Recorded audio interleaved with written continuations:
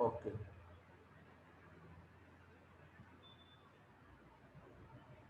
Yes, in place of the attacking outside. जैसे हम चित्तौड़ में, तो we have consolidated inside the Chittor, हमने चित्तौड़ को सॉलिड किया कि कोई आके हम पे अटैक नहीं कर सके, हमने अपने आप को कंसोलिडेट किया।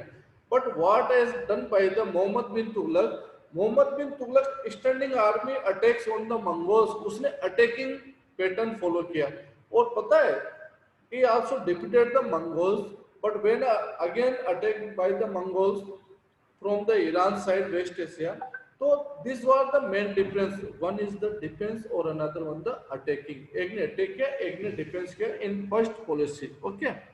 Alauddin Khilji constructed the garrison town. अब garrison town क्या होता है? We have discussed. Garrison town है towns construct for the governors और army जो revenue collection करते रहे, जैसे हमने पहले डिस्कस किया था कि garrison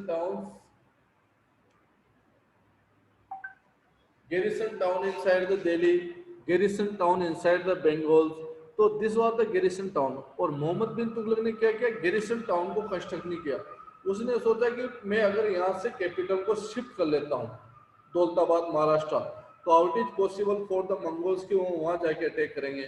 तो what policy he has followed is shifted the capital from Delhi to Daulatabad. अब सोचो, पूरी कैपिटल को, आपके मिनिस्टर्स को, आपके आपके किंगडम पॉपुलेशंस को, आपके रिसोर्सेज को, सबको when you transfer from one place to, तो कितना ट्रांसपोर्ट चार्जेज आएगा, टाइम वेस्टेज हुआ होगा, it is the wastage of resources है। तो this policy followed by the Mohammad bin Tughlaq. उसने गैरिसन टाउन भी बनाया, no matter, but shifted the capital from Daulatabad to, sorry, Delhi to माका Daulatabad, rather than the constructing the new garrison town। जबकि नए garrison town बनाने की जगह उसने ये हाँ what, एक yes। पीडीएफ है। तो third policies of the soldier at pay to the case. Alauddin Khilji ने क्या किया, सोल्जर्स को केस में पे करना स्टार्ट किया इन प्लेस ऑफ द इकताज। पहले क्या करते थे, इकताज देते थे, यानी उनको लैंड दे दी गवर्नर्स को, और you will maintain the army, और उसी लैंड से जो रेवेन्यू आता था उसी को सैलरी दिया जाता था। पर इस टाइम उन्होंने केस देना स्टार्ट कर दिया, और those who were the pageants, उन्होंने जो प्लांट्स को ग्रो करते थे उन्हीं से वो 50% प्रोडक्शन लेते थे टैक्सेस की फॉर्म में। तो वहीं से उनको जो फूड इसेंशियल आइटम होते थे, ग्रेन्स होती थी, वो उसके लिए सोल्जर्स को प्रोवाइड कर देते थे, और साथ में सैलरी भी कैश में दे देते थे, किससे, जो पेजेंट से टैक्सेज आ रहा है। तो this system was followed by the Alauddin Khilji.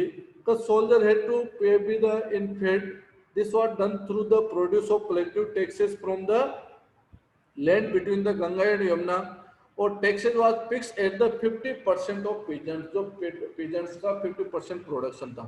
तो खाने के रूप में उनको टैक्सेस, उनको सैलरी दी जाने लगी, किनको, सोल्जर्स को। What policies followed by the Mohammad bin Tughlaq, produce from the same area was collected as a tax also, same policy follow की, पर he impose the another one taxes on the peasants. और उनको जो सोल्जर्स थे उनको कैश देने के चक्कर में क्या किया, और ज्यादा टैक्सेस किस पे लगा दिए, पीजेंट्स पे। 50% तो आप पहले से ले रहे हो, और सोल्जर्स के लिए टैक्सेस भी पीजेंट्स और लोकल रूलर्स, लोकल चिपेंस पे लगा दिए आपने। तो दिस वाज द फेलियर, ये भी गलत है कि वो पीजेंट्स 50% दे रहे हैं और टैक्सेस उनके ऊपर इम्पोज करते हैं। तो this was done by the Mohammad bin Tughlaq. Okay, fourth point, the soldier had to pay, Alauddin chose pay his soldiers salary in cash rather than the iktas। Case में सैलरी पे की सोल्जर्स को लैंड की जगह। Okay, the soldiers would buy their supplies from the merchant in Delhi, it was the fear that merchant would be raise their prices. तो जो soldiers को चिंता थी कि जो हम परचेज कर रहे हैं प्रोडक्ट और फूड, तो व्हेन मर्चेंट जो है due to the war they may be rise up their prices, कहीं वो अपनी चीजों की कीमतें बढ़ा देंगे, प्राइसेस को राइज अप कर देंगे, तो it will be problem for us. तो what the Alauddin Khilji had done, a fix the all the prices, हर प्रोडक्ट की फिक्स प्राइस कर दी कि इससे ज्यादा आप सेल नहीं कर सकते, decided by the Alauddin. So Alauddin Khilji officers and merchants who sell the prescribed rate were punished. Please. So those were person who sell their product on high prices, they were punished by the Alauddin Khilji. What policies followed by the Muhammad bin Tughlaq? See. Muhammad Tughlaq also paid his soldier cash salary, same policy, but instead of controlling the prices, उसने अपनी price को control करने की जगह क्या किया कि अपने एक्स्ट्रा करेंसी मार्केट में लॉन्च कर दी कि कोई करेंसी की पैसों की कमी किसको नहीं होनी चाहिए, इसलिए extra currency token currency market में लेके आ गया। तो अर्ली टाइम करेंसी होती थी वैल्यूएबल गुड्स, जो मेटल होता था जैसे सिल्वर गोल्ड इनकी, तो पब्लिक बेटा उस पर फेथ करती थी।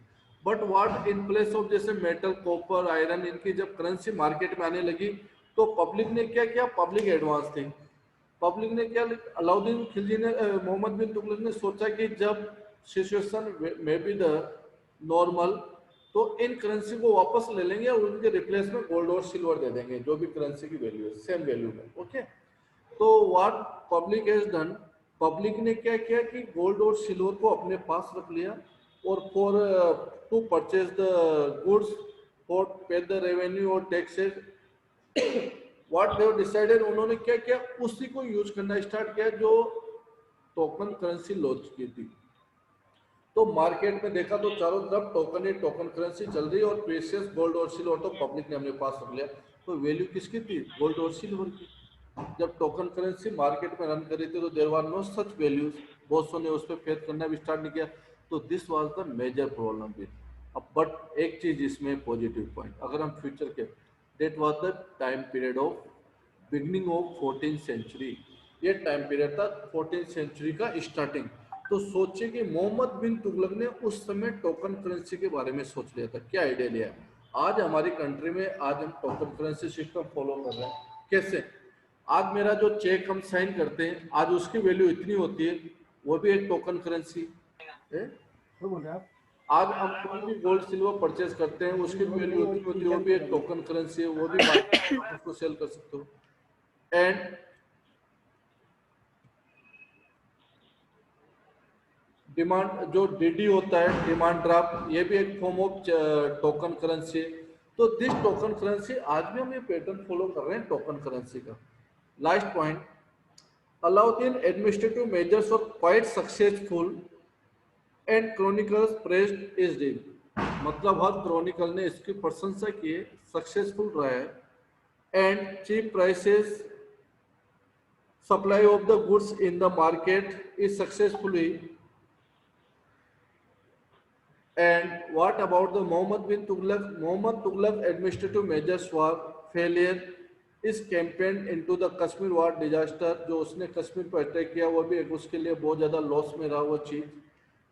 He then gave to his plans to the invade on the Tanzania, disbanded his large army or his administrative measures created complicated and this shifting the people from the Daulatabad from Delhi. So it was completely failed for token currency separated the capital. So these are the main point. Today we have discussed about the both policies. So what was the policies of Alauddin and Muhammad bin Tughlaq? Today's our topic यही था discuss करने का कि ये जो 5 marks में question आता है मोस्ट ऑफ टाइम कि comparative study between the both, तो you write in the short form. Okay, अब कैसे लिखोगे short form, see the short form. Yes, in the short form how to will write first starting Alauddin Khilji में आप point लिखोगे defence measures he use और attacking, थोड़ा सा one sentence you can describe. Okay, कि standing army he arrange for the to protect himself और attacking army you have be right. Second point, in place of iqtas food grains और given to the soldiers, second point में आप लिख सकते हो। What he has done Mohammad bin Tughlaq, comparative study लिख सकते हो। Okay, he imposed another one taxes on the pigeons.